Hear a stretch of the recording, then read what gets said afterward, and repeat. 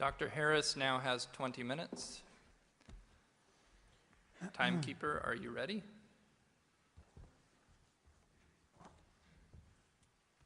Begin. Well, first let me say it's an honor to be here at Notre Dame, and I'm very happy to be debating Dr. Craig, the one Christian apologist who seems to have put the fear of God into many of my fellow atheists. I've actually gotten more than a few emails this week that more or less read, "Brother, please don't blow this." So you will be the judge. Now, as many of you know, I've spent a fair amount of time criticizing religion. And one of the perks of this job is that you immediately hear from all the people who think that criticizing religion is a terrible thing to do. And strangely, the reason people rise to the defense of God is not that there's so much evidence that God exists, but that they believe that belief in God is the only intellectual framework for an objective morality. And clearly Dr. Craig is among their number. Now, the sense is that without the conviction that moral truths exist, that words like right and wrong and good and evil actually mean something, humanity will just lose its way. That's the fear, and I actually share that fear. I've come to believe that this concern that many religious people have of the erosion of secular morality is not an entirely empty one. Now, I once spoke at an academic meeting on these themes, and I said, as I will say tonight, that once we understand morality in terms of human well-being, we'll be able to make strong claims about which behaviors and ways of life are good for us and which aren't. And I cited as an example the sadism and misogyny of the Taliban as an example of a worldview that was less than perfectly conducive to human flourishing. And it turns out that to denigrate the Taliban at a scientific meeting is to court controversy. Mm-hmm. And after my remarks, I fell into debate with another invited speaker, and this is more or less exactly how our conversation went. She said, "How could you ever say that forcing women to wear burqas is wrong from the point of view of science?" I said, well, because I think it's pretty clear that right and wrong relate to human well-being, and it's just as clear that forcing half the population to live in cloth bags and beating them or killing them when they try to get out is not a way of maximizing human well-being. And she said, well, that's just your opinion. And I said, okay, well, let's make it even easier. Let's say we found a culture that was literally removing the eyeballs of every third child, okay, at birth. Would you then agree that we had found a culture that was not perfectly maximizing human well-being? And she said it would depend on why they were doing it. So after my eyebrows returned from the back of my head, I said, okay, well, let's say they're doing it for religious reasons. Let's say they have a scripture which says every third should walk in darkness, or some such nonsense. Yeah. And then she said, well, then you could never say that they were wrong. Okay, and so you should know, I was talking to someone who has a deep background in science and philosophy. She's actually since been appointed to the President's Council on Bioethics. She's one of 13 people advising President Obama on all of the ethical implications of advances in medicine and related science and technology. And she had just delivered a perfectly lucid lecture on the moral implications of neuroscience for the courts. And she was especially concerned that we could be subjecting captured terrorists to lie detection neuroimaging technology.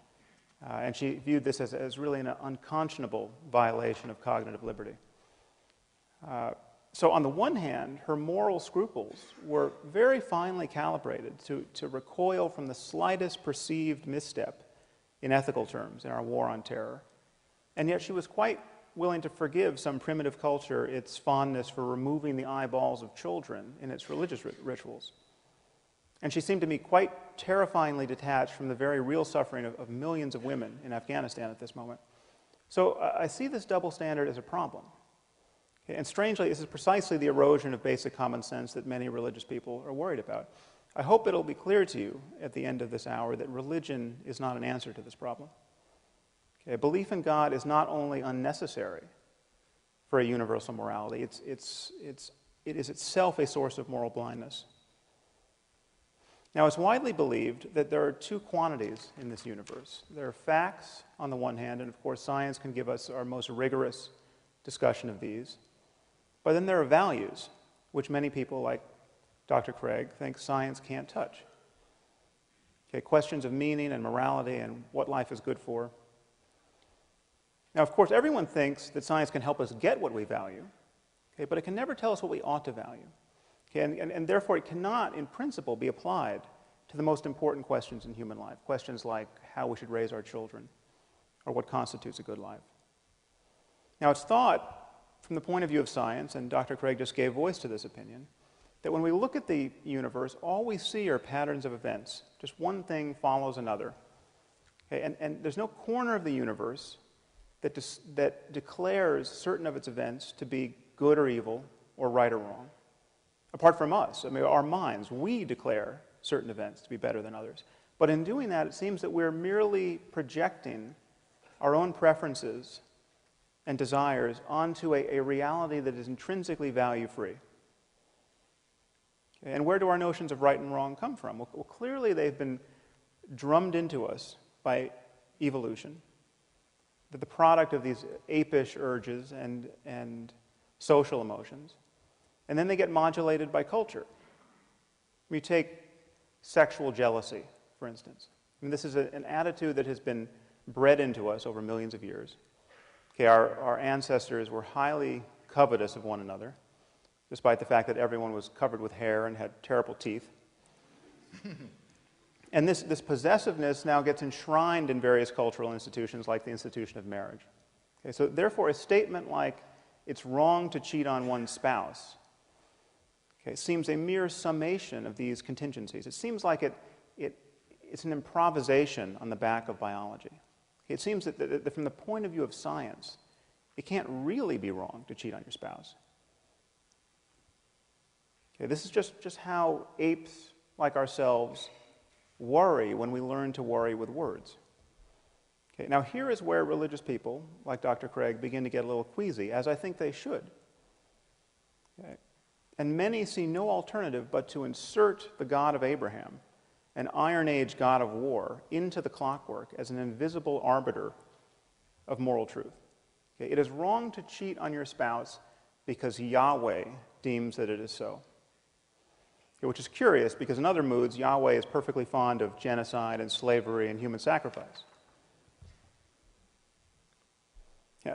I must say, it's pretty amusing to hear Dr. Craig in his opening remarks say that I'm merely focused on the flourishing of sentient creatures on this planet. Okay, if that's a sin, I'll take it. Okay, one wonders what Dr. Craig is focused on. Now, incidentally, you should not trust Dr. Craig's reading of me. Half the quotes he provided from me, as though I wrote them, were quotes from people I was quoting in my book, and often to different effects. So you'll have to read the book. Now, in claiming that values reduce to the well-being of conscious creatures, as I will, I'm introducing two concepts, consciousness and well-being. Now, let's start with consciousness. This is not an arbitrary starting point. Imagine a universe devoid of the possibility of consciousness. Imagine a universe entirely constituted of rocks. Okay, there's clearly no happiness or suffering in this universe. There's no good or evil. Value judgments don't apply. For changes in the universe to matter, they have to matter, at least potentially, to some conscious system. Okay, what about well-being? Well, the well-being of conscious creatures and the link between that and morality may seem open to doubt, but it shouldn't. Okay, here's the only assumption you have to make. Imagine a universe in which every conscious creature suffers as much as it possibly can for as long as it can. Okay, I call this the worst possible misery for everyone. Okay, the worst possible misery for everyone is bad. Okay, if the word bad applies anywhere, it applies here. Now, if you think the worst possible misery for everyone isn't bad, or maybe it has a silver lining, or maybe there's something worse, I don't know what you're talking about. And what's more, I'm pretty sure you don't know what you're talking about either.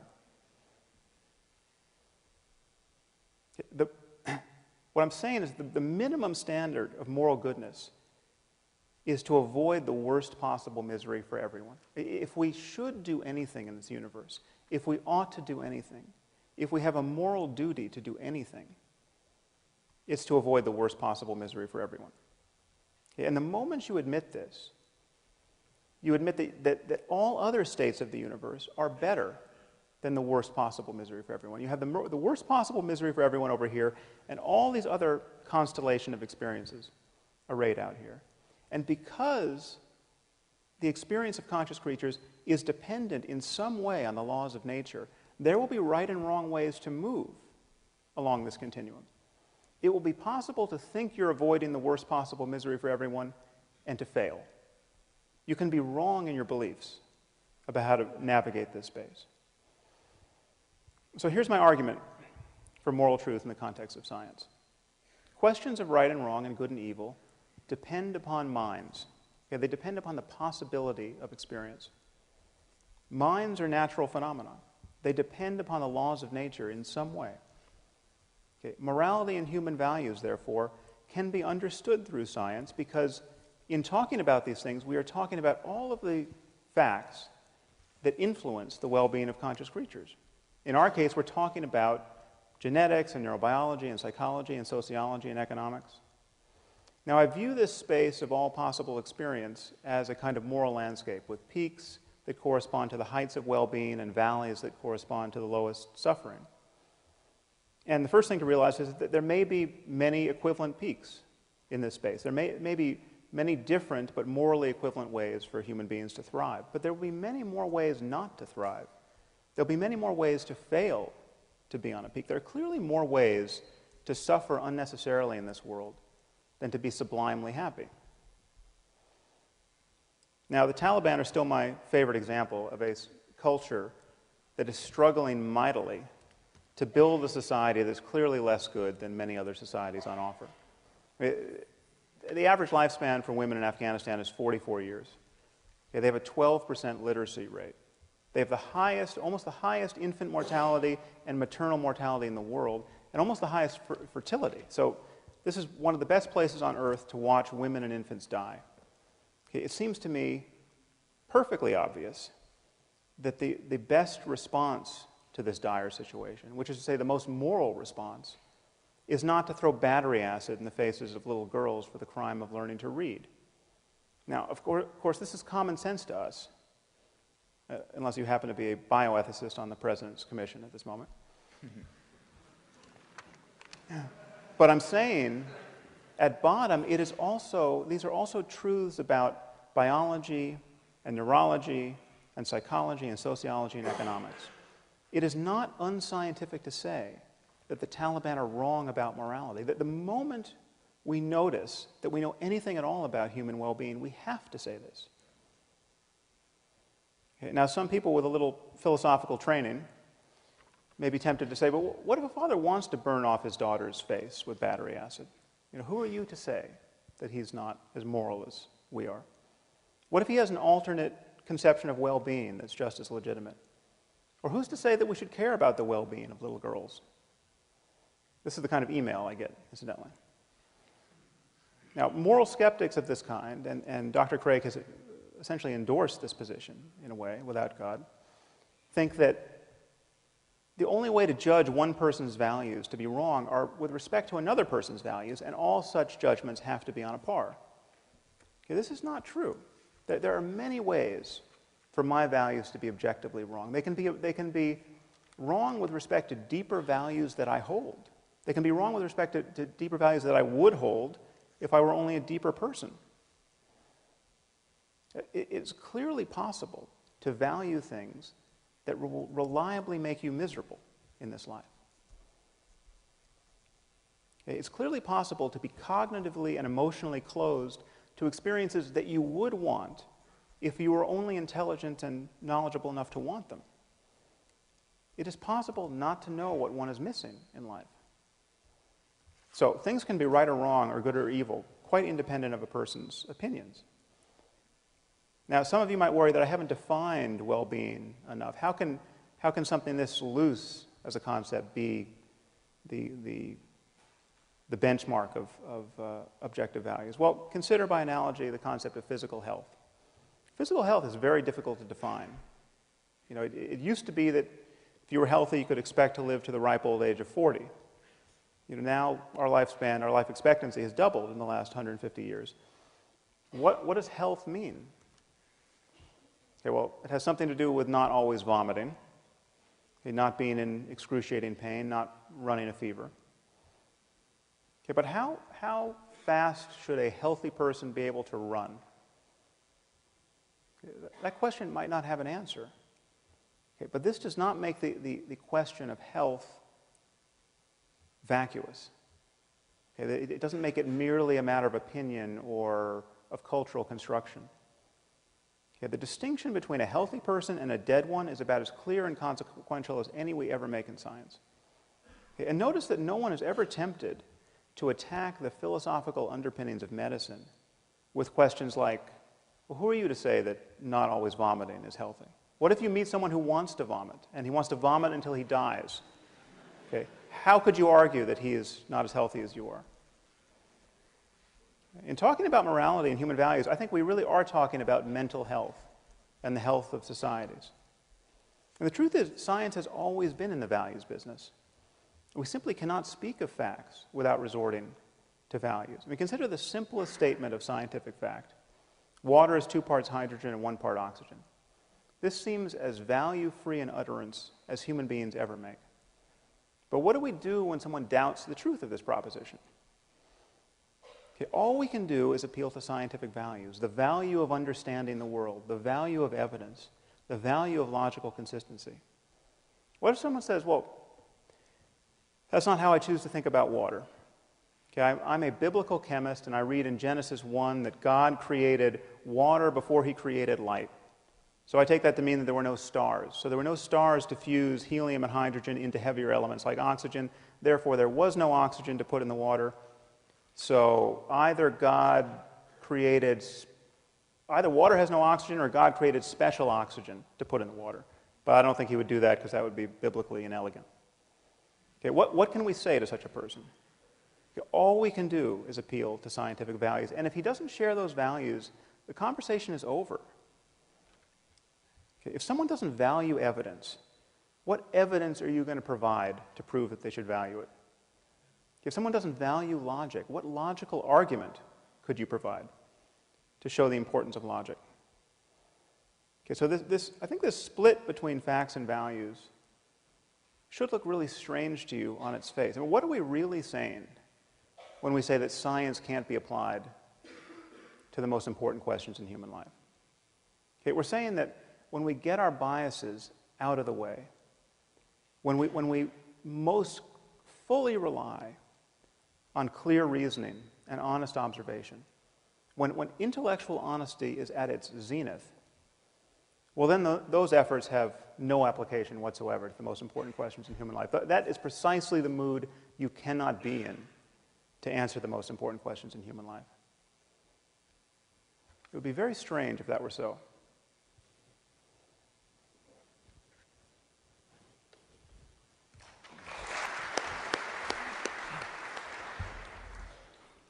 Dr. Harris now has 12 minutes. Timekeeper, are you ready? Begin. Well, that was all very interesting. Ask yourselves, what is wrong with spending eternity in hell? Well, I'm told it's rather hot there, for one. Dr. Craig is not offering an alternative view of morality. Okay, the whole point of Christianity, or so it is imagined, is to safeguard the eternal well-being of human souls. Now, happily, there's absolutely no evidence that the Christian hell exists. Okay, and I think we should look at the consequences of believing in this framework, this theistic framework, in this world, and what these moral underpinnings actually would be. 9 million children die every year before they reach the age of 5. Okay, picture an Asian tsunami of the sort we saw in 2004 that killed 250,000 people. One of those every 10 days, killing children only under 5. Okay, it's 24,000 children a day, 1,000 an hour, 17 or so a minute. That means before I can get to the end of this sentence, some few children, very likely, will have died in terror and agony. Okay, think of the parents of these children.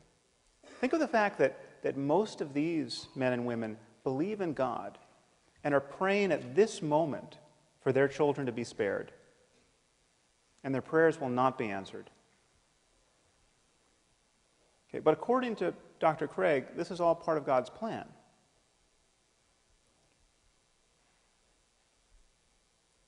Any God who would allow children by the millions to suffer and die in this way, and their parents to grieve in this way, either can do nothing to help them or doesn't care to.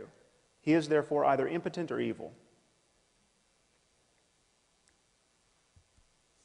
And worse than that, on Dr. Craig's view, most of these people, many of these people certainly, will be going to hell because they're praying to the wrong God. Just think about that.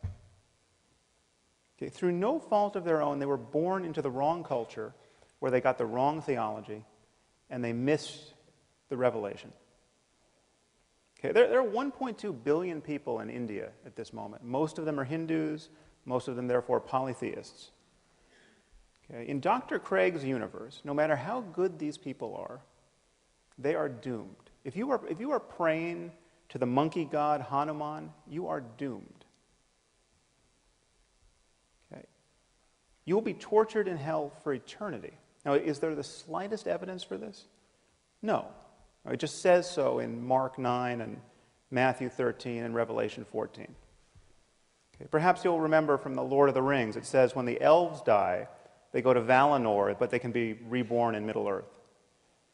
I say that just as a point of comparison. Okay, so God created the cultural isolation of the Hindus. Okay, He engineered the circumstance of their deaths in ignorance of revelation. And then He created the penalty for this ignorance, which is an eternity of conscious torment in fire. Okay, on the other hand, on Dr. Craig's account, your run-of-the-mill serial killer in America, okay, who spent his life raping and torturing children, need only come to God, come to Jesus on death row, and after a final meal of fried chicken, he's going to spend an eternity in heaven after death. Okay, one thing should be crystal clear to you. This vision of life has absolutely nothing to do with moral accountability. Okay, and please notice the double standard that people like Dr. Craig use to exonerate God from all this evil. Okay, we're told that God is loving and kind and just and intrinsically good, but when someone like myself points out the rather obvious and compelling evidence that God is cruel and unjust because He visits suffering on innocent people of a scope and scale that would embarrass the most ambitious psychopath. Okay? We're told that God is mysterious. Okay? Who can understand God's will? Okay? And yet this is precisely, this merely human understanding of God's will is precisely what believers use to establish His goodness in the first place. You know, something good happens to a Christian. He feels some bliss while praying, say, or he sees some positive change in his life. And we're told that God is good.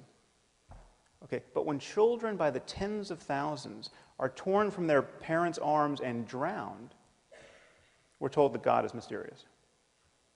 Okay, this is how you play tennis without the net. Okay, and I want to suggest to you that it is not only tiresome when otherwise intelligent people speak this way, it is morally reprehensible.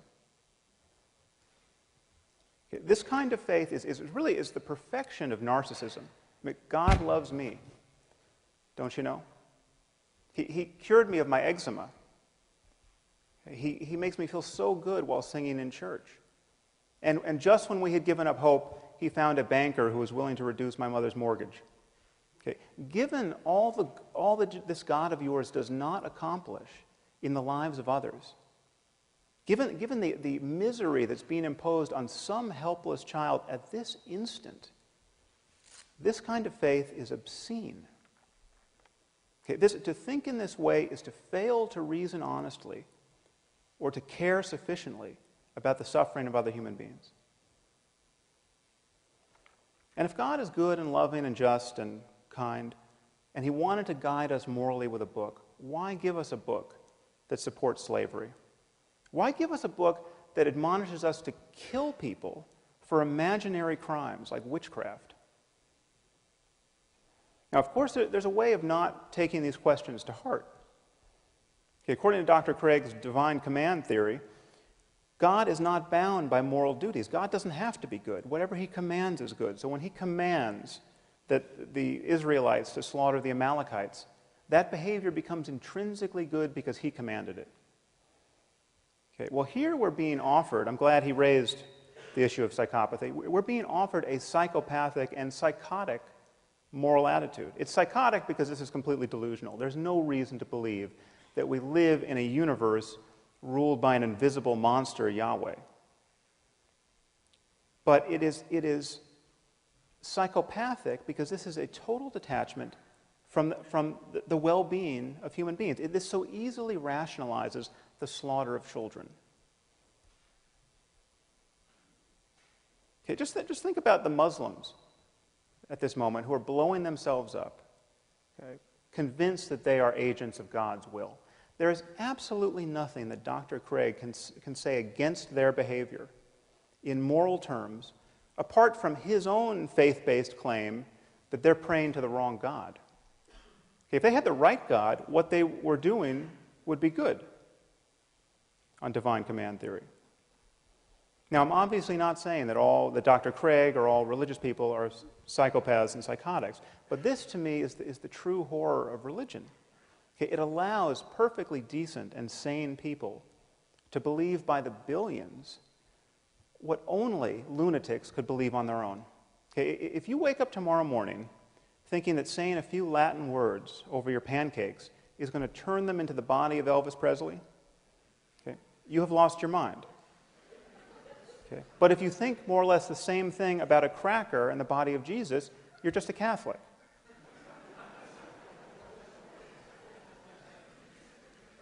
And I'm not the first person to notice that it's a very strange sort of loving God who would make salvation depend on believing in him on bad evidence. Okay, I mean, if you lived 2,000 years ago, there was evidence galore. I mean, he was just performing miracles. But apparently he got tired of being so helpful. Okay, and so now we all inherit this very heavy burden of the doctrine's implausibility. And the effort to square it with what we now know about the cosmos and what we know about the all-too-human origins of Scripture becomes more and more difficult. Okay, and it's not just the generic God that Dr. Craig is recommending. It is God the Father and Jesus the Son. Okay, Christianity, on Dr. Craig's account, is the true moral wealth of the world. Well, I hate to break it to you here at Notre Dame, but Christianity is a cult of human sacrifice.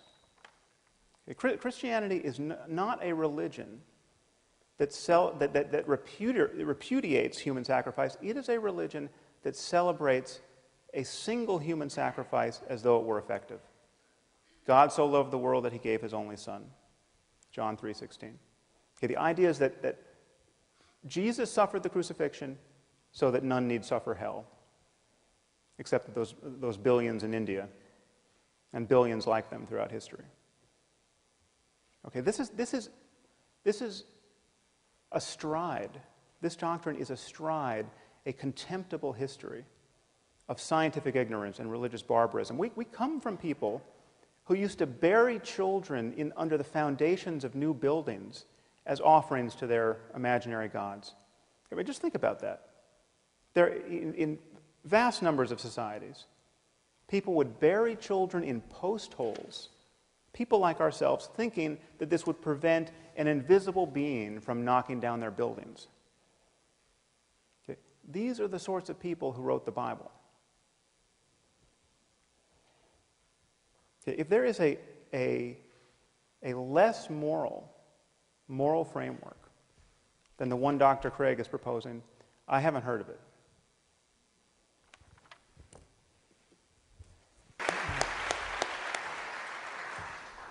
Dr. Harris now has 8 minutes. Timekeeper, are you ready? Begin. Well, perhaps you've noticed Dr. Craig has a charming habit of summarizing his opponent's points in a way in which they were not actually given, so I will leave it to you to sort it out on YouTube. Needless to say, I didn't call those esteemed colleagues of his psychopaths, as I made clear. In any case, Dr. Craig has merely defined God as being intrinsically good. If you want to charge someone with merely semantic games, the shoe's on the other foot as well. There is no reason that I can see why there couldn't be an evil God, or several. Okay, but his God is intrinsically good. Goodness is grounded in his very nature. That is a definitional move that he has made. Now, I have presented a positive case for grounding an objective morality in the context of science. And thinking about moral truth in the context of science should only pose a problem for you if you imagine that a science of morality has to be absolutely self-justifying in a way that no science ever could be. Okay, every branch of science must rely on certain axiomatic assumptions, okay, certain core values. And a science of morality would be on the same footing as a science of medicine or physics or chemistry. You need only assume that the worst possible misery for everyone is bad and worth avoiding, and indeed the worst case scenario for conscious life. And if science is unscientific, if having a value assumption at the core renders science unscientific, what is scientific? Now, Dr. Craig is confused about what it means to speak with scientific objectivity about the human condition. He says things like, from the point of view of science, we're just constellations of atoms and we're no more valuable than rats or insects. Okay, as though the only scientifically objective thing that could be said about us is that we're constellations of atoms. Okay, there are two very different senses in which we use these terms, subjective and objective. Okay, the first is epistemological. It relates to how we know. And when we say we're reasoning or thinking objectively in this sense, we're talking about the style in which we're thinking. We're talking about the fact that we're seeing through our biases, which is to say, trying to jettison bias. We are reasoning in a way that's available to the data. Our minds are open to counter arguments. Now, this is the absolute foundation of science, and this is what opens such an invidious gulf between science and religion. The difference here in this approach to objectivity. But science does not require that we ignore the fact that certain facts are subjective, ontologically subjective. Okay, there are facts about the human condition that science can understand and study that are first-person facts, facts about what it's like to be you. Okay, and we can study these facts, and our study of them reveals how much deeper and richer and more meaningful our lives are than the lives of cockroaches. Okay, so this is a false reductionism that he's purveying here. Now, so there are subjective facts. If you happen to have an intact nervous system, being burned alive will be excruciatingly painful. The painfulness of pain is a subjective fact about you. Okay, what my argument entails is that we can speak objectively about a certain class of subjective facts that go by the name of morality, that relate to questions of good and evil, and these depend on the well-being of conscious creatures, especially our own. And by this light, we can see that it's possible to value the wrong things. I mean, if you think you prefer to be neurotic and in pain, and incapable of creative work, and completely disconnected from other people, there's something wrong with you. Okay? Objectively wrong with you? Yes. Okay? In that you are closed to higher states of consciousness. Higher with respect to what? Higher as in further from the lowest possible state of consciousness, the worst possible misery for everyone. Okay, is the worst possible misery for everyone really bad? Once again, we have hit philosophical bedrock with the shovel of a stupid question. Now, I want to take a brief moment to speak about these higher possibilities, because it's often thought that non-believers like myself are closed to some remarkable experiences that religious people have. That's not true. That's not true. There's nothing that prevents an atheist from experiencing self-transcending love and ecstasy and rapture and awe. There's nothing that prevents an atheist from going into a cave for a year like a proper mystic and doing nothing but meditate on compassion, say. What atheists don't tend to do is make unjustifiable and unjustified claims about the nature of the cosmos or about the divine origin of certain books on the basis of those experiences. Now, the prospect of somebody becoming a true saint in life and inspiring people long after their deaths is something that I take very seriously. I've spent a lot of time studying meditation with some very great, wise old yogis and Tibetan lamas who've spent decades on retreat. I mean, really remarkable people. Okay? People who I actually consider to be spiritual geniuses of a certain sort. And so I can well imagine if Jesus was a spiritual genius, a palpably non-neurotic and charismatic and wise person, I can well imagine the experience of his disciples. I can well imagine the kind of influence he could have on their lives. Okay? We do not have to presuppose anything on insufficient evidence in order to explore this higher terrain of human well-being. We don't have to take anything on faith. We don't have to lie to ourselves or to our children about the nature of reality. If we want to understand our situation in the world, along with these deeper possibilities, we have to do it in the spirit of science.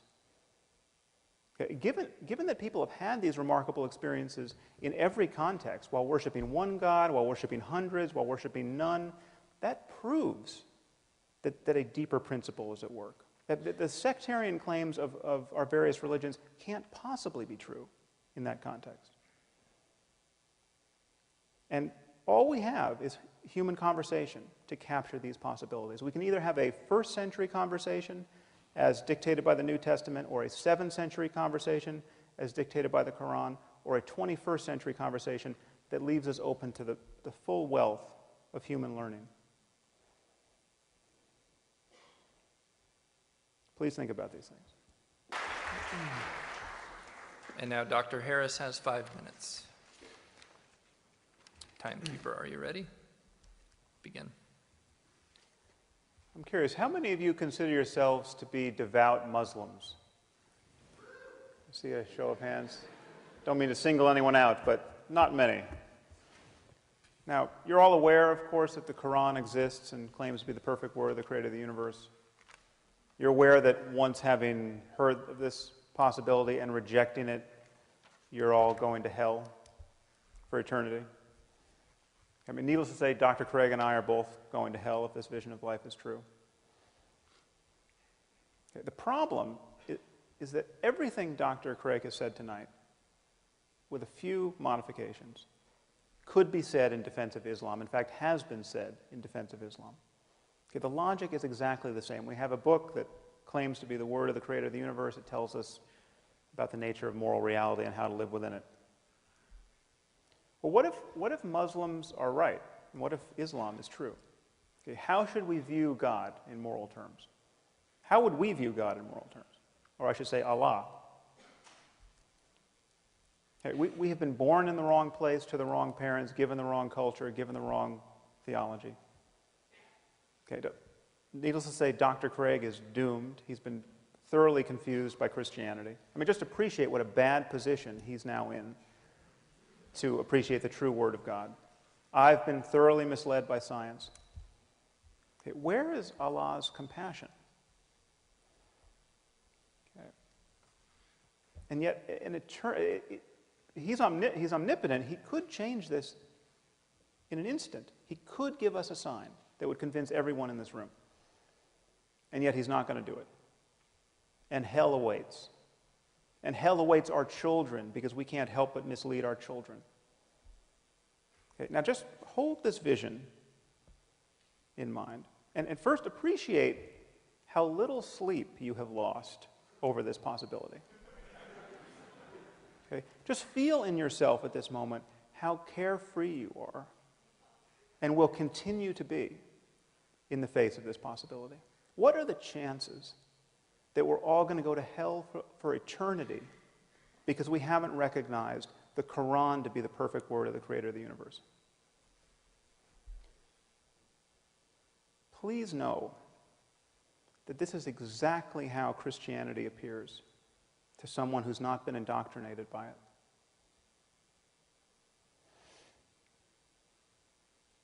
Our scriptures were written by people who, by virtue of their placement in history, had less access to scientific information and facts and basic common sense than any person in this room. Okay, in fact, there's not a person in this room who's ever met a person whose worldview was as narrow as the worldview of Abraham or Moses or Jesus or Muhammad. And most of these people, with a few exceptions, had a moral worldview that was more or less indistinguishable from that of an Afghan warlord today. Okay, and yet Dr. Craig insists that the authors of the Bible knew everything they had to know about the nature of the cosmos and about how to live within it, to guide us at this moment. Okay, I want to suggest to you that this vision of life can't possibly be true. Okay, but just as there's no such thing as Christian physics or Muslim algebra, there can be no such thing as Christian or Muslim morality. Whatever is true about our circumstance in moral terms and in spiritual terms is discoverable now and can be talked about in language that is not an outright affront to everything that we've learned in the last 2,000 years. Okay, what remains for us to discover are the facts in every domain of knowledge that will allow the greatest number of us to live lives truly worth living in this world. I mean, how is it that we can build a global civilization, a viable global civilization of now destined to be 9 billion people, where the maximum number of people truly flourish? That is the challenge we face. Sectarian moral denominations, okay, a world shattered, balkanized by competing claims about an invisible God, is not the way to do it, apart from the fact that there's no evidence in the first place that should be compelling to us to adopt that view. The only tool we need is honest inquiry. And I would suggest to you that if faith is ever right about anything in this domain, it's right by accident. Thank you very much. It's been a pleasure to talk to all of you. Do you mean if I was given good reason to believe that Christianity is true? Or if Dr. Craig could show that choosing a particular religion wasn't necessary for the grounding of morality, just that some religion being true was sufficient for there being a grounding for morality, and that the problem of evil was somehow answered. Well, I would never be tempted to dispute that we could make up a religion that, if true, would be a grounding of morality. I mean, you could, those imaginary schemes are there for the asking. We could make them up, and we could, and in about 5 minutes, we could make up a better religion than any that exists. I mean, you just take Christianity and cut out Leviticus and Deuteronomy, and already you've done great work.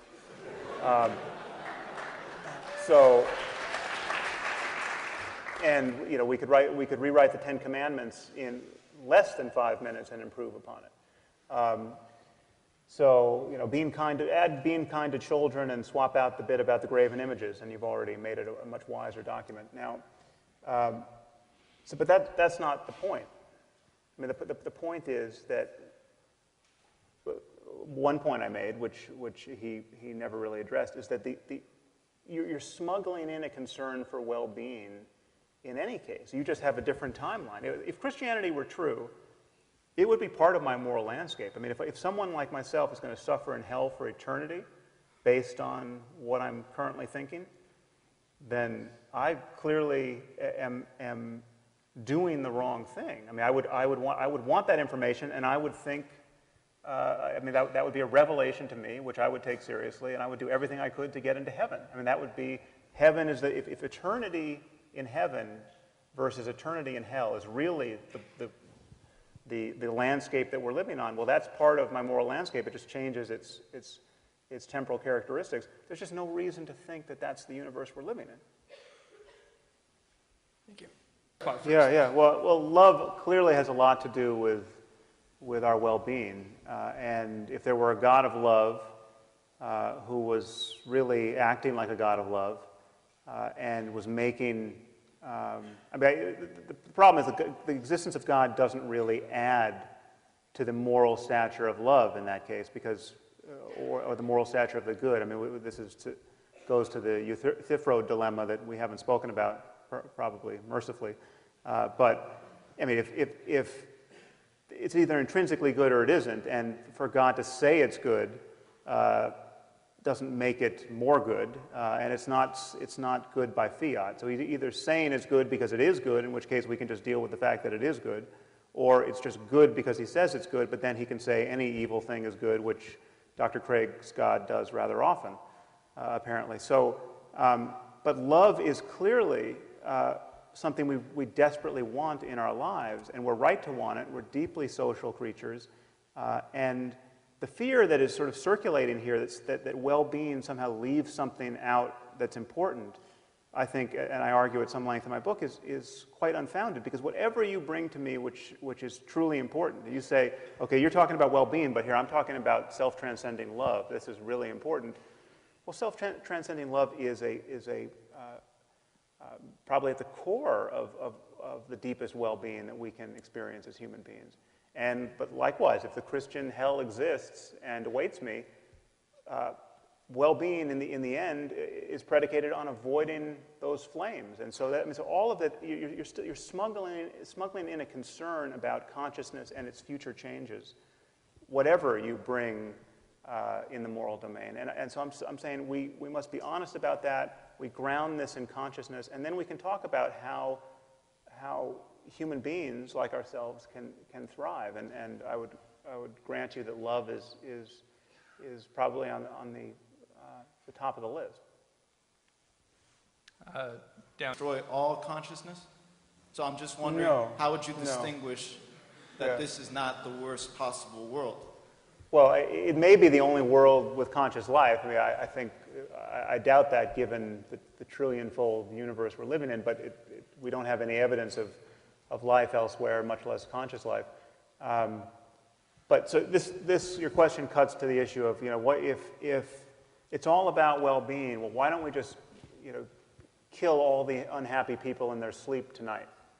Okay, wouldn't that raise sort of the aggregate level of well-being on Earth?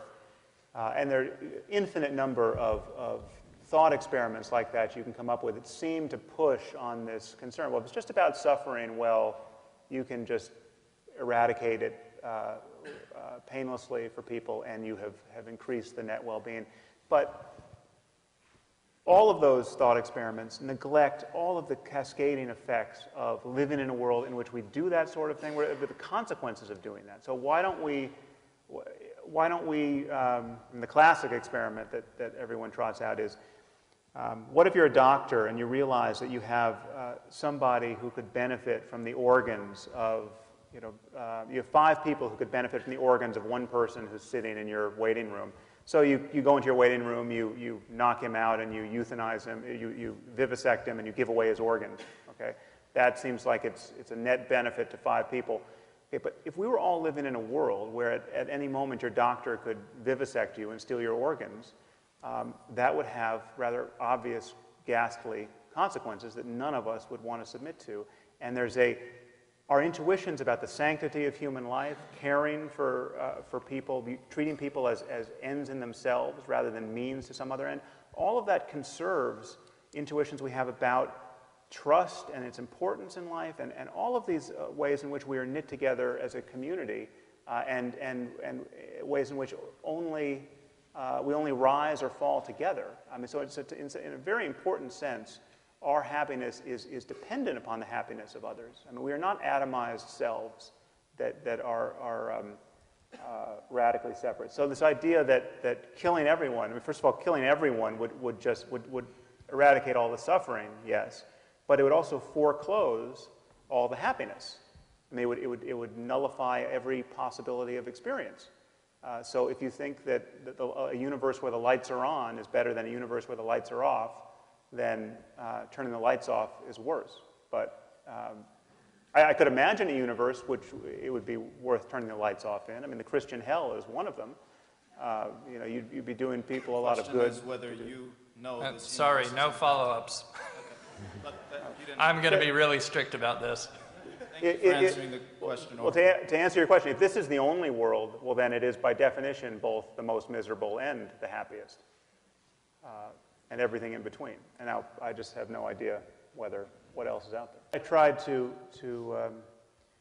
show you in my opening remarks why that particular concern is not interesting or necessary. You can play that same game with everything that we think is objective. So why does 2 + 2 make 4? How it seems to make 4 to us, but how do we know that's not just a human intuition? I mean, what is wrong with a logical argument that contradicts itself? Why is self-contradiction not a good way to argue? Well, it just doesn't seem to fly. Now, you could always try to get behind that as an epistemological skeptic or a logical skeptic and say, well, this is just how you monkeys are wired to think. And there are interesting ways in which science at its forefront does create some of that tension. There are ways in which our logical expectations begin to break down in physics, but we use other scientific intuitions, and in this case mathematical intuitions, to try to get behind them. You have to pick yourself up by your bootstraps somewhere. Okay? It's better than pulling yourself down by them. And so you have to every objective paradigm has to make a first move. It has to step into the light based on some axiomatic judgment that is not self-justifying. Gödel proved this in logic, and if this is true for arithmetic, it's true for things far more complicated than arithmetic. I'm saying that a recognition that this universe offers a spectrum of experience, on the one hand truly intolerable and on the other sublimely wonderful, and that we all know that movement across this spectrum toward the sublime is better than movement toward the unendurable and pointless suffering. Now, that's, again, you might ask, well, what about suffering that actually turns out to be good in the end? What about the suffering of, the stress of learning to play a musical instrument or whatever? Again, that's not a counter. I mean, there are ways to climb. We might have to go down a little bit to go up to a higher place on this landscape, and that we can make sense of that kind of struggle. And so I'm not equating the good with mere pleasure in a way that Dr. Craig suggested. Okay, thank you. Can I actually just add one piece there? Because sure. I want to bring back this notion of psychopathy, because it now strikes me as even more relevant than I thought. So this idea that morality comes merely from the mere issuance of a competent authority. One of the features of psychopathy is an inability to distinguish true moral precepts that relate to the well-being of people and things that merely issue from a competent authority. So if you ask children sitting in a classroom, is it okay to drink a soda in class if the teacher gives you permission? Most of them will say yes. If you ask them, is it okay to punch your neighbor in the face if the teacher gives you permission? They immediately recognize the distinction between a moral infraction and a mere conventional rule. And this is very young children. But children at risk for psychopathy don't. Children at risk for psychopathy think that rules are just given by an authority. So if the teacher tells you you can punch a child in the face, you can punch a child in the face. This is, again, I'm not accusing religious people in general of being psychopaths, but there's a psychopathic core to this moral worldview. This divine command theory that Dr. Craig is advocating suggests that if God only tells you to sacrifice your firstborn son, it is good to do it. That's where goodness comes from. And so you got people waking up in trailer parks all over America suffering some form of mental illness that's destabilized them and made them vulnerable to this way of thinking. And there are people who kill their children thinking they're Abraham who just didn't get interrupted by an angel. And this is the kind of morality that you get out of a divine command theory that, again, offers no retort to the jihadist other than, sorry, Buster, you happen to have the wrong God. If God did, he would be evil. I mean, so I can get behind that God. If God is issuing that command, he's an evil bastard. The problem is that, you see, on atheism, you don't have any basis for making that kind of moral judgment. I've tried to give you a basis. I'm sorry.